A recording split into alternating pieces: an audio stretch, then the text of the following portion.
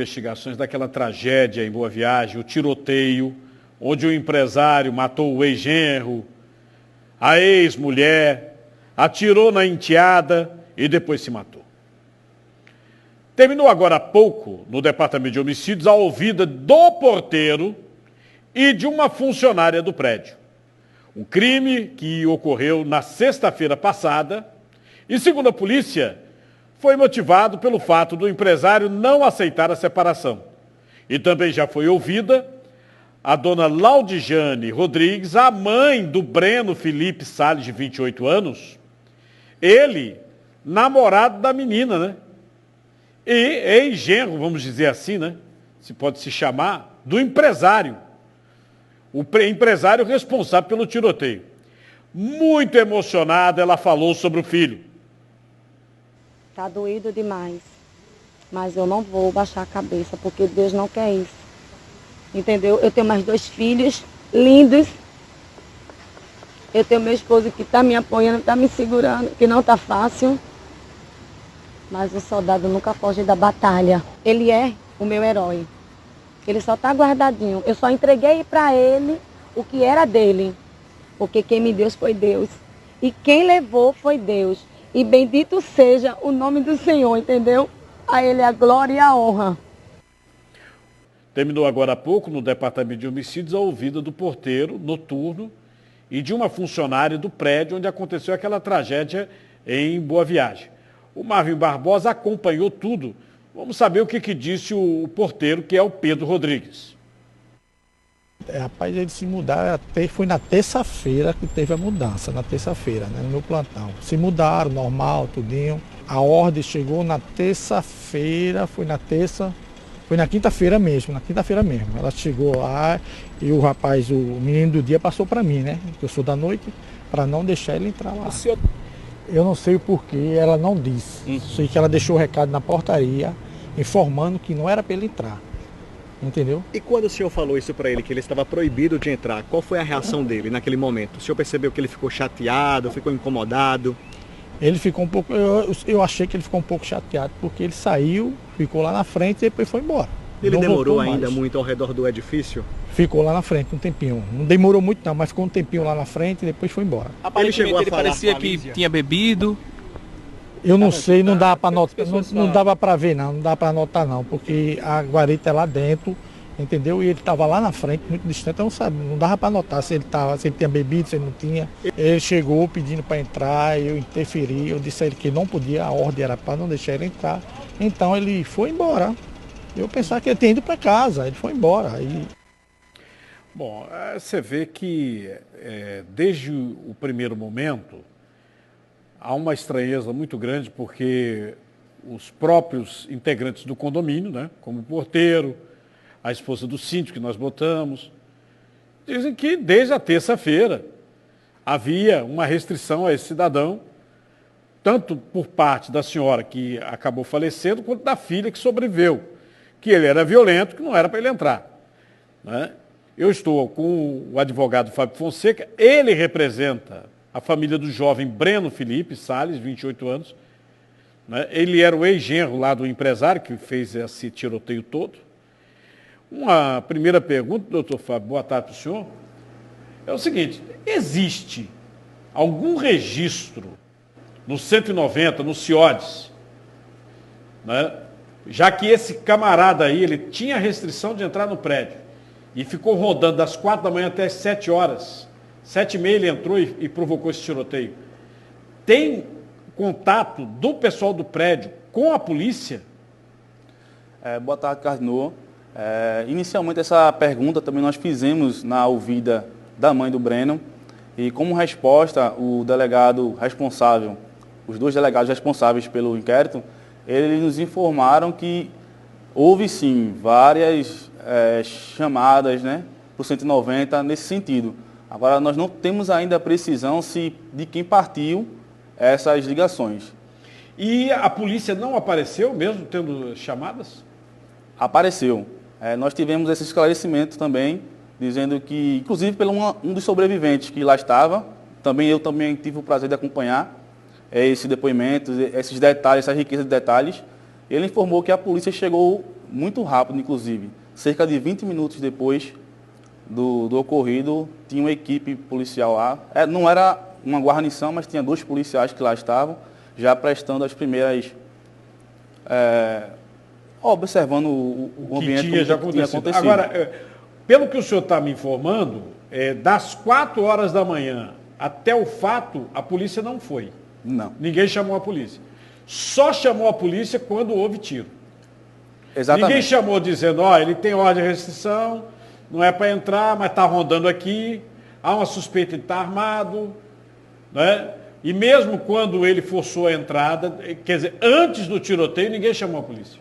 Não, antes do tiroteio, antes da tragédia se iniciar, não temos essa informação, não foi chegado ainda dentro do inquérito policial, não houve nenhuma ligação, só após a tragédia se iniciar. A se pensar que desde a terça-feira, o fato se deu na sexta, havia já um pedido dessa senhora, da filha, que ele não entrasse. Não é estranho que ninguém tenha ligado da parte do condomínio para a polícia? Demais, demais. Essa estranheza, haja vista que já existia, como você bem abordou, né, uma informação de uma proibição, já existia, né, isso já estava relatado para a administração do condomínio. E essas e outras indagações que a defesa fez serão respondidas. Foi essa a nossa resposta dentro da fase do inquérito policial, isso vai ser esclarecido. Mas, a início, não houve esse registro por 190 durante a madrugada, só após o início da tragédia em si, dos tiros e de toda aquela cena horrível. É aquela história, né, que inclusive muitas delegacias da mulher, a gente outro dia inclusive entrevistou a juíza que cuida desse caso aqui no Tribunal de Justiça, dizem, né, briga de marido e mulher tem que meter a colher, não pode deixar passar, né? Infelizmente, nós ainda temos essa cultura nesse país. Fora isso, doutor Fábio, tem a questão do socorro ao rapaz, o Felipe, né, que o senhor, inclusive, mencionou quando deu a entrevista lá no DHPP. Por que demoraram a socorrê-lo? Carnot, isso é o que mais choca a família, né?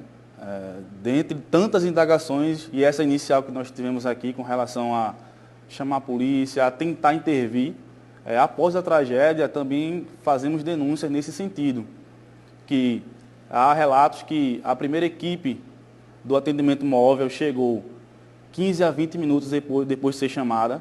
Tivemos uma segunda equipe que também nesse mesmo intervalo de tempo que chegou para prestar esse socorro, mas só depois de mais de 1 hora que o Breno agonizava, pedia socorro pelos transeuntes. Mais de 1 hora? Mais de 1 hora. Só então ter sido sanado uma intervenção, um pedido administrativo, que eu esclareço aqui, que era um documento. A primeira equipe, a segunda equipe identificou que aquele jovem precisava ser conduzido para a unidade de saúde de pronto, mas estavam aguardando, infelizmente, o documento e um acompanhante. Documento de quê? Da vítima, desse jovem, do Breno. E ele ficou lá no prédio, sofrendo, com tiro, e as equipes de socorro não levavam porque queriam um documento. Queriam um documento com foto e um acompanhante para levar. Mas socorre até gente no meio da rua que não tem nada, não tem nem documento. Estranho isso. Demais, Carnot. E a autoridade policial também ficou pasme com essa notícia, porque foi relatado não só pela família, mas pelo sobrevivente que esteve no DHPP e enfatizou veementemente essa questão que ele mesmo, inclusive, foi quem socorreu o Breno. Ele que foi quem se disponibilizou a procurar esse documento com foto. Ele, inclusive, saiu da cena do crime, perguntou por ele. Não, ele está lá embaixo aguardando um documento e alguém para poder ir com ele na ambulância. Esse jovem desceu, se certificou que aquilo era aquilo mesmo, voltou, procurou no apartamento esse documento, não achou, pediu, clamou por tudo, e só de então que foi ele conduzido. Foi a primeira vítima fatal. A informação que nós temos é que ele já chegou no hospital nas últimas. A demora, eu acredito que... Ou não? Não, no primeiro momento, só para esclarecer, existia também outro jovem dentro do apartamento. Né? Existia a mãe, a filha, o Breno e um amigo em comum. Amigo deles? Dele, dos namorados, do Breno e da sua esposa. Menina. Da menina. E esse rapaz foi o que ficou ileso, né? Ele também se trancou no quarto, ele fala, com aqueles detalhes, que ele, quando viu os tiros, correu, se trancou no quarto. Depois de um tempo, a jovem chegou até ele, ele prestou esse apoio, socorro ali, trancou a porta. Ele mesmo fez os primeiros socorros, tentou estancar aquele sangramento que ela tinha, gritou por socorro. Um tiro de raspão no pescoço. Isso, ele que tentou estancar aquele sangramento, ele gritou por socorro, ele também ligou para a polícia, ele ligou para o 190, ele gritava por socorro por ali. E ele só saiu do quarto quando se certificou que quem ali estavam eram os policiais. Esses que eu já mencionei, que logo em seguida chegaram no local. Doutor Fábio, esse cidadão, eu vi algumas publicações, assim, discordantes. Ah, ele é empresário. Ah, não, ele tinha um caminhão que ficava parado lá na avenida, inclusive teve até discordâncias com outros prédios, porque o caminhão estava atrapalhando o trânsito, o tráfego de veículos. Né? O motivo, não, eles vieram de Goiás e ela não queria mais e ele estava insatisfeito com a separação. O que o senhor pode dizer, já que o senhor tem acesso ao processo, ao inquérito, sobre esse cidadão? Esse cidadão era um cidadão que ele era reprovável por toda a família, né? Eu também peço licença para adentrar nessa questão, nessa seara, porque, inclusive, usando algo que a gente tem até agora. Esse relacionamento abusivo que já tinha sido finalizado, ele não aceitava a separação. Não aceitava. E ele batia nela, é? Tem cenas de violência. De violência, né, verbal. As mais diversas dentro do que a Lei Maria da Penha está abrangendo agora. Tem também, inclusive, peço licença mais uma vez para comentar, acerca que existia uma violência patrimonial também, nesse âmbito, não só com dilapidava o patrimônio dela. Ela era empresária do ramo de construção. Não só para com ela, como também para com sua filha. Então, peço licença para trazer essa informação. Trazer, que são já do inquérito, né? Isso é questão do inquérito. E a delegacia segue, né? A equipe segue investigando essas questões. Que aí tem duas questões. Tem a questão dela não querer mais, quer dizer, se separou, e tem a questão financeira.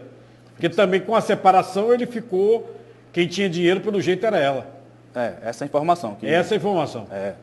Essa informação que ratificada por várias... No caso, o senhor está lutando pela questão do indiciamento de algumas pessoas por omissão de socorro. Isso.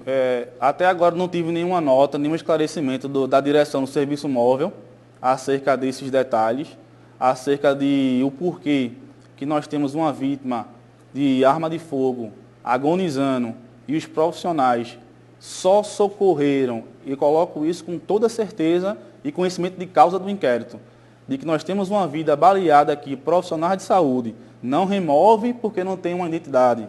Não tem um documento com foto, não tem um acompanhante. Será que é essa a prestação de serviço que quem está em apuros espera? Será que é essa a prestação de serviço que quem está ali por um fio vai ter? Então, nós não temos, até agora, não temos nenhuma resposta por parte, e faço esse apelo, Carnot, que nós possamos aí contar com a imprensa, e principalmente com você, que é sempre diligente nesse caso, de cobrar uma resposta do Serviço de Atendimento Móvel, da sua gestão, acerca de esclarecer esse fato, se essa é uma prática comum. De cobrar um documento, essa formalidade, um documento. Mais de uma hora essa formalidade e a pessoa acaba vindo a óbito. Eu, sinceramente, fico com o coração partido de ver o drama dessa pobre mãe de perder o filho dessa maneira. E mais ainda quando vem o atestado de óbito, né? Que as razões foi que a morte do Breno se deu, infelizmente, pelo excesso de sangramento. Ou seja, se tivesse contido a hemorragia, né, um socorro rápido. E ainda coloco mais ainda, Carnot. Quando foi sanado, veja só, quando foi sanada essa questão documental, por mais absurda que ela seja, mas ela foi sanada em algum momento, se levou 10 minutos para chegar até a restauração. Passou-se mais de uma hora esperando o documento, mas quando ele chegou, em 10 minutos chegou lá e já não era mais possível. Não tinha mais infelizmente. Né? E hemorragia, a pessoa sangra até morrer, porque não teve atendimento. Eu pedi até a minha retaguarda para colocar aqui, até em recordação ao Felipe e a sogra, né? as pessoas que foram vítimas fatais de um episódio que eu, sinceramente, eu fico aqui pasmo, porque tudo poderia ter sido evitado, desde o primeiro momento, com algumas atitudes. Né? Fala-se tanto em empatia hoje em dia, né? Empatia, a gente vê uma situação dessa, que ninguém se importa com a vida dos outros. Meu Deus do céu.